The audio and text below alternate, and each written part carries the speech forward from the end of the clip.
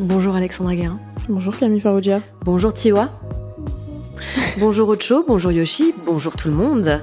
Bienvenue dans un nouvel épisode de Piquante. Bienvenue. Et aujourd'hui, c'était un sujet qui me tient extrêmement à cœur parce que j'adore ça. De quoi va-t-on parler, Alexandra ? On va parler des fêtes de fin d'année. Yeah ! Trop contente. Non, mais comme on fait moins d'épisodes pour les fêtes de fin d'année parce que vous avez probablement beaucoup d'autres choses à faire que de nous écouter. Manger, par exemple. On s'est dit, pourquoi pas faire un épisode spécial sur les fêtes de fin d'année parce qu'on a, encore une fois, des avis qui et divergent. des visions opposées Un peu. sur ce sujet. Donc, ouverture légère, c'est marqué dans l'introduction de notre trame. Donc, c'est une ouverture légère.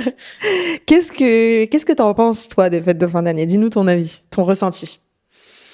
Moi, je trouve que c'est une période qui a tendance à plus nous stresser qu'à nous... Je sais pas, tu vois, c'est pas les aussi bons moments qu'on aimerait nous faire croire, en fait, tu sais. Je trouve qu'on en fait tellement des caisses qu'à terme, c'est plus stressant que joyful, quoi, tu vois. Ouais, mais pourquoi ? Parce que tu sais, faut préparer le dîner, faut faire les cadeaux, faut avoir une soirée pour le 31, faut bien s'habiller, faut avoir des potes, faut faire 10 machins, Ah, vas-y. Pas forcément. Enfin, t'es pas obligé de t'imposer tout ça, tu vois. Techniquement, si on veut suivre les traditions, en tout cas quand on a une famille, c'est notamment les dîners en famille le soir du réveillon. Si t'as des enfants, les ouvertures des cadeaux quand le Père Noël est passé le lendemain. C'est ensuite la grosse soirée du Nouvel An où on fait le décompte tous ensemble, on prend ses bonnes résolutions, on s'embrasse. D'ailleurs, on s'embrasse aussi sous le gui, le ou, je sais jamais sous qui on s'embrasse. Mais voilà, c'est... Tu vois ? Elle est dissipée. Oui. C'est une discussion. En fait, on est en train de travailler avec maman, ma puce. Alors, Tiwa va participer une seule seconde à ce podcast. D'accord. Dis-moi ce que tu m'as dit. On a un sapin. Ah non, c'est pas ça qu'elle a dit. Elle a dit, ça va durer 2 heures ton truc. Bah oui, c'est pour ça qu'on t'a demandé si tu voulais rester. Mais oui, voilà, tu vois, il y a le sapin à faire, faut décorer, faut nanani, nanana. Donc moi, je trouve pas ça... Enfin, je trouve que c'est chiant, quoi, en fait.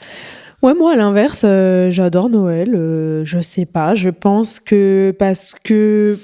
J'en sais rien, il y a des gens... Ce que je vais dire là, c'est peut-être pas forcément fondé parce que je pense qu'il y a des gens qui ont vécu la même chose que moi étant enfant et pour autant, ils aiment pas Noël. Moi. Mais moi, j'ai toujours eu des traditions avec mes parents qui étaient plutôt positives. J'avais un calendrier de l'Avent, tous les jours, j'avais un petit truc. Pareil. Je sais pas, je décorais le sapin. Il y avait toujours une ambiance positive autour de Noël dans ma famille. Il y a jamais eu trop... Il y a dû avoir des conflits et tout quand je faisais Noël, quand j'étais vraiment petite, genre avec toute ma famille, genre grand-mère, toutes les tantes et tout ça. Moi, tu vois, ça, c'est jamais Parce que j'en entends parler parfois par mes parents et je sais qu'il y a des moments qui étaient pas forcément drôles, mais moi, j'étais trop petite pour m'en souvenir. Et après ça a toujours été plutôt positif. Donc, aujourd'hui, moi, j'aime toujours beaucoup les fêtes. Je suis un peu deg d'ailleurs quand les fêtes sont entachées par un truc qui m'agace, genre l'année dernière, rupture avant Noël. Ça m'a beaucoup énervée parce que du coup, ça a changé mon mood et ça m'énervait de pas me reconnaître moi, tu vois, de pas réussir à apprécier le moment alors que c'était un de mes moments préférés de l'année normalement. Et puis, maintenant que j'ai Tiwa aussi, forcément, j'essaye de faire suivre un peu cette tradition positive autour de Noël. Et pour le coup, moi, j'aime bien. Après, j'aime pas... on va y venir dans le podcast, mais j'aime pas spécialement le 31 décembre, par contre. Enfin, je m'en fous un peu, quoi. On va en quoi. parler aussi, ouais. Mais Noël, j'aime bien. Non, mais tu vois, pour le coup, moi, j'ai grandi comme ça aussi. Enfin, bon, après, moi, on le faisait pas toute la famille. Plus, ça va parfois avec des amis de mes parents, tu vois. J'ai aucun souvenir négatif non plus. Enfin, j'ai toujours eu pareil, le sapin, les calendriers, les cadeaux et tout. Mais c'est plus... Mais du coup, comment ça s'est transformé en truc négatif pour toi ? Enfin, genre, à quel moment de ta vie ? C'est pas que c'est négatif, c'est pas que j'aime pas Noël, parce que dans tous les cas, je fais des cadeaux, j'essaye toujours de marquer un peu le coup. Maintenant, ça fait 3 ans maintenant que je le fais seule avec ma mère. Oui. Mais c'est plus, tu sais... ce truc justement c'est les fêtes de fin d'année, donc justement je dois être dans un bon mood, faut que ce soit une ambiance festive, faut que moi déjà de base en fait pour moi c'est que toute l'année déjà je suis assez linéaire d'un point de vue mood globalement, donc je vois pas pourquoi, enfin tu sais, j'arrive pas à me réjouir de ce truc-là, enfin tu sais, je sais pas, tu sais, j'ai l'impression qu'il y a un peu ce forcing marketing que de vivre la période de façon hyper joyeuse, tout ça, et bon, voilà quoi, tu vois. Enfin, c'est surfait en fait, je trouve, tu vois. Ouais. Oui, mais il n'y a pas un moment donné de ta vie où ça a switché ton... Genre avant, tu kiffais et d'un seul coup... Je m'en souviens pas en tout cas. Tu vois, ouais, ça s'est fait progressivement, quoi. Ouais, je pense que, tu sais, c'est venu petit à petit. Que déjà, en fait, en grandissant, je me suis un petit peu détachée de tout ça et tout, parce que quand il y a le Père Noël, le machin et tout, bon, voilà. Et puis mais après... aussi, tu crois pas que ton père, le fait qu'il soit malade, je sais pas, parce il y avait moins de tradition. On a toujours réussi à continuer le faire et tout. Après, tu vois, moi, il y avait ma grande sœur qui le faisait plus vraiment avec nous parce qu'elle avait son copain, donc elle allait le faire dans sa famille aussi. Puis tu sais, oui, il y avait mes parents étaient bien moins entourés après la maladie de mon père. Enfin, tu sais, la maladie, ça fait peur à plein de gens. Donc tu sais, il y en a plein qui. Et du coup, on se retrouvait plus qu'à 3. Enfin, tu sais, c'est des trucs un peu plus. Donc du coup, tu sais, peut-être le fait d'en faire moins des caisses chaque année, de fil en aiguille, c'est devenu un truc normal, quoi, tu vois. Ouais, je comprends ce que tu veux dire. Après, moi, je me dis, t'es pas obligé, tu vois, d'avoir un mood en mode d'en faire des caisses, justement, tu vois, genre full décorer ta maison, machin et tout, mais quand même apprécier le moment où les gens se réunissent, que ce soit 2 ou 10 personnes, peu importe, faire des cadeaux, etc., tu vois. Ouais. Je sais pas. Moi, je t'ai dit l'année dernière, donc avec ma mère, on est allé à Lisbonne pour le faire. C'était chouette. Ouais, c'est cool aussi. C'est cool. Là, on va à Annecy pour l'occasion. Elle connaît pas. Bon, voilà, tu vois. Après, ça veut dire passer 48 à 72 heures avec ta mère. Seule, tu vois, il y a ce truc-là aussi. Bon, mais non, c'est sûr. Non, c'est ce que je disais. Je sais pas que j'aime pas Noël, c'est que je trouve qu'on en fait des caisses pour pas grand-chose. Alors attendez, on a une pause, tu vois. Allez, au revoir. Allez. Insupportable cet enfant. Adios. Au revoir. Alors, moi, je pourrais en faire beaucoup plus des caisses, parce que j'adore la déco et tout, mais j'essaye quand même de me restreindre aussi, parce que si je devais décorer toute ma maison, le budget serait pas le même. Et puis déjà, c'est pas la DA. Vous voyez bien que Alexandra est très minimaliste. C'est difficile de trouver des décos minimales. Tu vois, là, il y en a de plus en plus. D'ailleurs, il y a eu une tendance cette année avec beaucoup de décos assez connus chez Ikea, tu sais, qui sont des étoiles en papier blanche et tout, genre qui existent depuis la nuit des temps. Mais comme c'est devenu un peu la mode de faire les trucs un peu plus minimales et tout, forcément, là, il y a eu je voulais en acheter, il y a des ruptures de stock. Faut s'adapter. Pour te le dire. Donc je pourrais, mais j'essaie quand même de faire attention aussi parce que Noël, ça reste, même si moi j'adore ça, ça reste un gouffre financier également. C'est un peu dingue de toujours vouloir faire plus, tu vois, parce qu'en fait aussi, plus tu grandis, plus tu fais des cadeaux chers parce que c'est normal, les gens veulent des choses, enfin ça y est, tu veux plus des Barbie, quoi, tu désires, je sais pas, le dernier iPad. C'est déjà très cher d'ailleurs. C'est déjà très cher. Mais ouais, moi j'ai toujours un truc positif pour Noël, globalement. Je réfléchis, je sais pas pourquoi. Non, puis moi je pense qu'il y a un truc qui a vachement joué aussi pour moi, c'est peut-être un truc qui paraît bête, mais c'est le moment où je suis devenue végétarienne. Ouais, ça met beaucoup de distance ou de pression aussi. Non, en fait, c'est que, voilà, tu sais, donc ça fait 10 ans maintenant, ça fait plus de 10 ans que je suis végétarienne. Et tu sais, le fait qu'on bouffe tous du foie gras, du saumon, du chevreuil, des conneries comme ça et tout, tu sais. Alors déjà, il y a 10 ans, c'était... pour mes parents, c'était là... c'était lunaire. Maintenant, ça va, tu peux trouver des trucs. Mais... Maintenant, ça va mieux. Mais tu vois, par exemple, ma crainte, là, j'ai pas regardé, il faut que je me renseigne un peu mieux. Donc, on va à Annecy, comme j'ai dit tout à l'heure, c'est de trouver un resto qui soit donc ouvert le soir du réveillon, qui ne fasse pas forcément un menu uniquement réveillon, parce qu'à ce moment-là, ma mère est maintenant aussi végétarienne, donc on peut pas bouffer ni elle ni moi, parce que c'est tout ce que je viens de citer.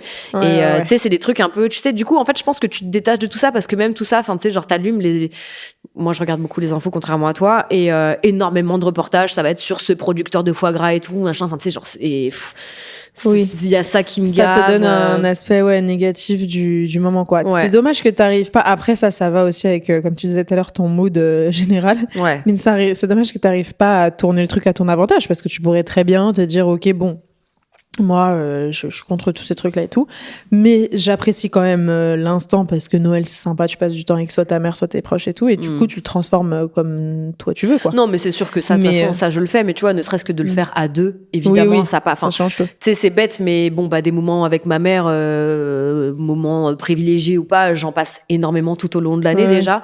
Oui, ça te donne pas l'impression de faire quelque chose de différent, quoi. Exactement. Avec mon père, nous, on voulait t'inviter cette année, mais t'étais déjà prévu d'aller à Annecy. Ouais, faudrait. Écoute, l'année prochaine, on vient avec Daniel, comme ça. Grave, ça fait tous ensemble. mais nous aussi, cette année, d'ailleurs, d'habitude, on est beaucoup plus, et là, on sera que 4, avec ma mère, mon frère, mon père, moi et Tiwa. Mais tu pars le lendemain. Le surlendemain. Le surlendemain. Pas le lendemain. Mais ouais, après, il y a des gens aussi qui n'aiment pas Noël pour d'autres raisons, Bien type... la famille, le fait de s'éloigner de sa problèmes familiaux aussi. C'est toujours des conflits de rentrer chez toi, t'as des questions, la pression. Et encore, parfois, tu te sens pas... Quand t'as un chez toi, enfin, oui, ces gens-là qui ont coupé complètement avec leur famille. Il y a aussi tout ce que tu as abordé tout à l'heure, l'aspect financier. Ouais, moi, je comprends que là, cette année particulièrement, où je pense que c'est dur pour énormément de gens, et ça l'est de plus en plus, que ça mette justement une pression supplémentaire de dire est-ce que je vais être capable et d'assurer un dîner avec ma famille et d'offrir des cadeaux qui feront plaisir. Il y a ce truc de vouloir absolument faire des cadeaux, quoi. Ça, c'est un peu l'aspect que je trouve... Enfin, moi, j'adore faire des cadeaux, j'adore qu'on m'en fasse, hein. Faites-moi des cadeaux. Mais je trouve que c'est l'aspect négatif de Noël qui est devenu... quand les gens ils disent « Ah, c'est hyper marketing, c'est fête et tout », moi, ça peut m'agacer, parce que bon, on peut prendre du plaisir, on peut arrêter de toujours voir les choses négatives, mais c'est vrai qu'il y a un gros fond de vérité où c'est énormément de dépenses d'argent, tu vois, alors qu'à la base, c'est passer un moment en famille, quoi, surtout, enfin... Alors qu'avant, on distribuait des oranges et tout le monde était content. Oui, c'était très bien. Moi, je pense qu'il faudrait revenir à ce dans les oranges. Moi, je suis plus Clémentine. Mais après, il y a aussi les décès ou les pertes d'un proche. Et donc, ça peut, pour beaucoup de monde, être un moment lourd et douloureux, quoi. De toute façon, il y a tellement de possibilités de pas aimer Noël, en vrai, tu vois. Mais ouais, du coup, il y a des alternatives aussi, comme tu disais, toi, faire des voyages, par exemple. Ouais, il y a pas mal de gens maintenant, je trouve, qui voyagent de plus en plus pour Noël. Même pas loin, en vrai, tu vois. Genre, tu sais, moi, un kiff, je pense que je me ferais une année. Peut-être pas seule, mais bon, voilà, on verra. Mais je me dis, tu sais, aller dans une cabane, un lieu un peu joli, pas dans une forêt nécessairement, mais un truc, un peu isolé et tout. Bon. Ben, moi, j'ai jamais fait d'aller, par exemple, parce que moi, j'adore le ski pour le coup, et j'ai jamais fait d'aller au ski ou à la montagne à Noël. Et je pense que ça peut vraiment être une vibe. Je trouve que c'est cool. Même, tu vois, bon, maintenant, comme vous le savez, moi, j'ai Ryan qui est suisse.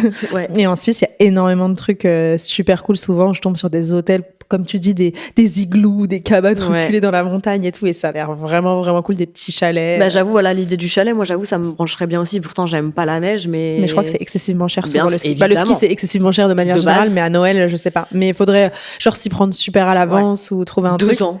Là, tu prévois qu'en 2027, oui, parce qu'on va être en 2025. Mais sinon, d'aller au soleil aussi, c'est assez cool. Bon, ça, c'est toujours un peu plus cher parce que ça nécessite d'aller un peu plus loin. Nous sommes pas dans un pays chaleureux. Mais ça, c'est cool. Je pense qu'il y a pas mal de familles qui essayent de le faire aussi. Je vois de plus en plus souvent. Même toi, d'aller au Portugal l'année dernière, ça devait être quand même un peu plus ensoleillé qu'ici. Pas tant que ça. Pas tant que ça. Non, légèrement, mais honnêtement, on s'est bien caillé. Tu vois, je m'attendais aussi. Mais tu sais, ça, c'est ma chance aussi. Tu sais très bien que quand je vais quelque part, il fait moche, elle emmène la météo négative. Voilà, donc c'est ça aussi. Mais même au Maroc, par exemple. Je me dis, peut-être que souvent au Maroc, il fait quand même, bon, il fait pas chaud non plus, je pense au mois de décembre, mais il fait quand même bien meilleur que. Je pense au moins une vingtaine de degrés. Je n'ai jamais mis les pieds au Maroc, mais jamais. Tu vas y aller là. Oui, je vais y aller, oui, ça c'est sûr, oui. mais ouais, ça c'est une bonne idée, je trouve. Sinon, après il y a aussi des gens qui se découvrent des. Enfin, moi, j'ai toujours aimé les traditions de Noël et tout ça, mais parfois quand t'as des enfants aussi, ça ravive un peu le truc parce que. Pas que tu sois obligé, mais en fait, en tant que parent, t'as aussi un peu envie de faire kiffer, rêver tes enfants, tu vois, donc tu rentres dans le jeu, et puis peut-être que ça peut te réconcilier avec les fêtes, finalement, parce que tu crées tes propres traditions, et parfois, tu crées ta propre famille, ou même quand tu fais avec des amis, tu crées ta propre famille, tu sais, les gens qui ont des conflits familiaux, parfois, ils se détachent complètement de leur famille de base, et ils créent la leur, tu vois, avec leurs enfants, avec leur mari, avec leur femme, bon, bref. Donc ça peut être cool aussi.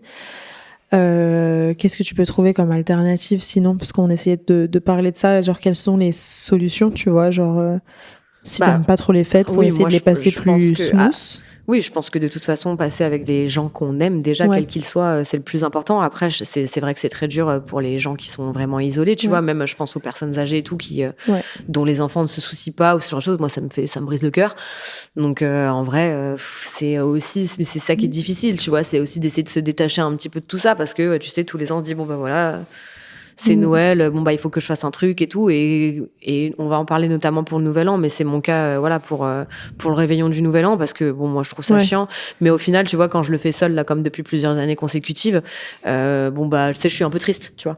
Donc c'est aussi difficile de se dire, de se détacher complètement de toute l'ambiance et de tout ce que ça implique, tu vois. Moi, je pense que le truc principal aussi, enfin pas principal, mais je pense que ça peut beaucoup aider quand tu te sens isolé pour les fêtes ou ce genre de choses. Déjà, je crois que le mieux, c'est de couper les réseaux sociaux. Parce que globalement, ça, on l'a beaucoup dit. C'est pour ça que je voulais recentrer aussi le sujet sur les gens de notre âge. Ouais. Parce que, bien sûr et qui ont à peu près le même mode de vie que nous, entre guillemets, parce que c'est difficile sinon je trouve d'étayer un sujet ou un propos, parce qu'il y a tellement de situations possibles. Tu disais les personnes âgées, finalement, il y a tellement de perspectives. Donc, si on recentre sur trentaine, et un peu notre mode de vie. Ouais. Je crois que couper les réseaux, c'est pas mal quand tu vis une période qui peut être source d'anxiété ou stressante, parce que les réseaux sociaux, déjà, on sait que c'est une vitrine où tu montres le meilleur de ce que tu penses être le meilleur de ta vie. Donc forcément, la plupart du temps, c'est des trucs positifs, même en dehors des temps forts de l'année. Mais alors, à Noël ou pendant les fêtes, encore pire, parce que t'as les gens qui voyagent, donc ils vont en faire des caisses, mais c'est normal, ils kiffent aussi, tu vois, donc ils sont là, ils postent leur plaisir. Ça, tu peux pas leur enlever ça, donc au lieu, tu vas pas dire aux gens, oh vas-y, arrête de poster ton bonheur. Du coup, ce que tu peux faire, c'est peut-être couper un peu, parce que je pense qu'il y a aussi beaucoup de choses qu'on s'imagine, genre, oh, j'ai vu les stories, ça avait l'air super, mais en vérité, ça se trouve, la personne, elle se sent pas forcément bien non plus dans sa vie à ce moment-là, elle a fait des stories comme ça, et en fait, tu peux pas savoir ce qu'il y a derrière. Donc moi, par exemple, c'est pour ça que tu disais, toi, tu regardes beaucoup les infos et pas moi. Moi, par exemple, ça, c'est un truc que je fais sur les infos. Oui. Genre, moi, je coupe les infos la plupart du temps parce que ça me donne de l'anxiété. Oui, mais tu vois, là, par exemple, pour les réseaux sociaux, évidemment, je suis entièrement d'accord. Mais les périodes comme Noël, où là, c'est un truc universel, ça va bien au-delà pour moi des réseaux sociaux, parce que justement, t'as la télé, déjà, c'est pour les gens qui regardent les médias traditionnels. Oui. Et puis, tu sors de chez toi, t'es tout de suite... Non, bien sûr, mais par exemple, le Nouvel An, tu vois, genre moi, le Nouvel An, si on y vient, moi, j'aime pas le Nouvel An parce que... j'aime pas. En fait, je m'en fous. Ouais, c'est ça. Genre, pareil. Parce que moi, j'aime pas sortir, voilà. Après, en fait, en vrai, si on me proposait un truc, par exemple, toi, demain, tu ferais une soirée chez toi, tu me disais, je fais une soirée chez moi pour le Nouvel An, j'irais, tu vois. Déjà, le jour où je te dis, je fais une soirée chez moi. Non, mais imaginons, tu vois, j'irais. Ouais. Je suis pas fermée à l'idée de faire quelque chose. Pareil. C'est juste que c'est pas ce qui s'offre à moi, parce que c'est pas ce qu'on fait dans mon entourage, quoi. Pareil. Mais par contre, genre là, j'ai des amis, des potes, on va dire plutôt lointains, je sais qu'ils vont tous ensemble dans une sorte de château, je sais pas où et tout. Non. Ça me fout la flemme, par contre, tu vois. Genre, je veux bien, mais pas trop. Faut pas non plus, voilà. Et tout ça pour dire que je pense que le Nouvel An sur les réseaux sociaux, typiquement, si on prend cet exemple, ça peut être vraiment très... le FOMO, tu vois.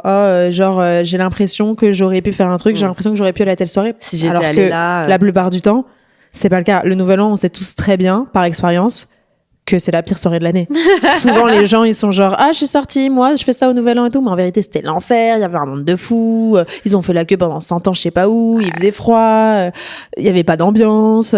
Tu vois, il y a toujours un truc au Nouvel An. Il y a toujours une merde au Nouvel An. Le pote bourré qui saoule tout le monde parce qu'il sait pas tenir l'alcool. Mais bien sûr, le Nouvel An, c'est pour ça d'ailleurs que moi, j'ai fait quand même quelques trucs quand j'étais plus jeune et je m'en suis vite détachée parce que je préfère encore faire le Nouvel An en famille. Genre un deuxième repas un peu comme Noël. En mode c'est cool, à minuit on se fait tous un câlin et ensuite on va lire un livre, que de sortir. Ça peut me... Mais moi pour le coup le Nouvel An c'est vraiment quelque chose que j'associe plus aux potes, tu vois. Oui, donc, moi aussi. Mais parce que aussi tu vois, voilà, comme là j'ai dit la semaine précédente, je suis déjà avec ma mère H24, donc moi je sais ce que tu vas faire au Nouvel An. J'ai une idée. Ah bon? Ouais, moi je serai à Genève. Rejoins-moi à Genève. Ah bah vas-y. Fais un petit aller-retour. Alors, nous, ce qu'on prévoit au Nouvel An. Alors, le train. Non, mais le train, surtout le prix du train. Est-ce qu'on en parle maintenant? Les prix des trains, là, à Noël, c'est une dinguerie. Mais nous, ce qu'on va faire au Nouvel An, là, c'est... Je dis à Ryan, attends, à Genève, il n'y a rien à faire. Il me dit, mais non, il n'y a rien à faire. Je dis, mais obligatoirement, il doit y avoir un truc, je sais pas, genre dans la ville, tu sais, comme à Paris. Ouais. Et on s'est rendu compte qu'il y avait feux d'artifice, sur les quais, il y a tout un truc avec des food trucks, blablabla. Donc on s'est dit qu'on allait manger tout ça à la maison, parce qu'il y a Tiwa avec nous. Et qu'après on irait, parce que si tu vas direct dîner, que t'attends le feu d'artifice qui est à minuit, tu passes 4 heures dehors, tu te l'écailles. Donc on va manger tout à la maison et ensuite on ira voir feu d'artifice, soirée dansante à Genève. Ça a l'air bien, non? Ouais, ça a l'air pas mal. Quel programme. Ayant pour compagnon quelqu'un de 11 ans de moins que moi qui va certainement aller se murger avec ses potes de 17 ans. Tu vas pas y aller? Non, mais en vrai, je sais même pas ce qu'il va faire. Je t'imagine trop. Non, mais tu sais très bien qu'il a même pas l'audace de me proposer parce que je vais dire, qu'est-ce que tu me racontes, toi? En même temps, c'est souvent les soirées imprévues qui sont les meilleures soirées. Oh, c'est sûr. Donc peut-être que je vais me retrouver à faire la chenille dans le 92 avec des personnes âgées. Mais ça c'est un truc auquel j'ai pensé aussi. Mais je crois que c'est plus Noël, tu sais, les trucs un peu solidaires. Ça c'est une solution. Tu vois, par exemple, notamment pour Noël. Ouais, ça peut être cool aussi. Aller passer un truc dans une asso ou avec des gens isolés, parce que je crois qu'il y a pas mal d'associations comme Petit Frère des pauvres et tout qui doivent proposer ce genre de choses. Ou même, tu sais, c'est vrai que ça peut être bien. Intégrer, je sais pas, une équipe de la Croix-Rouge pour un soir, voir les gens qui sont dans la rue et tout. Bon, c'est pas gay, clairement, voilà, mais oui, mais t'as l'impression de faire quelque chose. Voilà, exactement. Tu te sens important. Enfin, tu sais que t'as donné de ta personne et que t'as pas servi à rien, tu vois. Ouais, surtout si t'aimes pas spécialement Noël, que c'est pas ton truc et que du coup t'as décidé de le faire tout seul et que voilà, autant. Moi, je pense que ça, c'est un truc que j'aimerais bien faire en vrai. Cette année, je ne peux pas, mais. Au Nouvel An, peut-être. Ouais. Plutôt que d'aller boire avec ton mec. S'il y a des gens qui regardent cet épisode et qui font partie d'une association ou qui ont des pistes ou qui ont déjà fait ce genre de choses, franchement, n'hésitez pas à nous contacter, à mettre en commentaire ou par DM. Parce que... Bah ouais, proposer, parce que je pense qu'il y a pas mal de gens qui peut-être pourraient être intéressés, surtout à Paris, surtout dans les grandes villes, je parle, mais parce qu'à Paris, il y a pas mal de gens qui viennent vivre à Paris, mais leur famille n'y est pas, et parfois ils peuvent pas rentrer, ou voilà. Et au final, ils sont tout seuls parce que c'est ce que tu dis, je vais faire avec mes amis, mais tous tes amis rentrent eux dans leur famille ou quoi, donc peut-être que ça peut aussi être une idée. Grave. Du coup, le Nouvel An et ses illusions, c'est notre partie 3 et je pense qu'on... Alors non, parce que donc... On en a parlé. Votre pote Alexandra... Ah oui, les résolutions. Alors non, parce que d'abord... Votre pote Alexandra a pété les scores sur TikTok en racontant l'histoire des 12 raisins à manger sous la table à minuit le soir du Nouvel An au moment du décompte. Ça, c'est une tradition espagnole à la base. Et je crois pas que ce soit sous la table. Ah, bon, on la rajoute comme pour la galette, comme ça, on l'a adapté à la française. C'est parce qu'en fait, je l'avais vu sur TikTok l'année dernière. C'était une trend un peu aux États-Unis, sur TikTok américain. Moi, je sais pas pourquoi j'ai que des trucs US, moi, dans mon TikTok. Bref, tu la pètes. Ouais, grave. Trop une américaine. Mais je crois que des Espagnols m'ont dit que c'était pas forcément sous la table. C'est genre tu manges 12 raisins et c'est plus pour te porter chance et tout ça, c'est pas forcément pour trouver l'amour. Mais donc elle part du fait que tout ce qui lui est arrivé cette année, à savoir Ryan, tout ce qui lui est arrivé cette année, c'est dû aux raisins. Donc allez vous acheter une barquette de raisins si vous y croyez. Moi je me souviens plus, tu crois que moi je les ai mangés aussi? À la base on devait le faire ensemble, je sais pas si tu les as mangés. Je crois pas. En fait, je m'étais filmée. Pourquoi je me serais filmée sinon? Parce que j'ai pas fait, j'ai rien fait. Je me suis filmée pour te montrer. Je me rappelle que je l'avais fait, tu vois. Ça, j'ai aucun souvenir. Moi, de toute façon, tu le sais que ma mémoire, pour ce qui est, je me souviens de plein de trucs sauf de ce qui me concerne. Donc, j'avoue, je n'ai aucun souvenir de. Mais je vais essayer cette année au pire. C'est quoi? Essaye. Je vais vérifier, genre sur internet, ce qu'il faut faire vraiment pour être vraiment en condition et maximiser le pouvoir des raisins, genre. Sur TikTok, du coup, on me demande beaucoup. C'était très drôle parce que j'avais fait une vidéo réponse parce que je trouvais ça hilarant. Donc, la référence des raisins. Mais en plus toi c'était du raisin blanc. Non oui, c'était du raisin blanc. Je suis grave muscat moi, tu vois. Moi j'adore le raisin blanc et c'était du raisin sans pépins.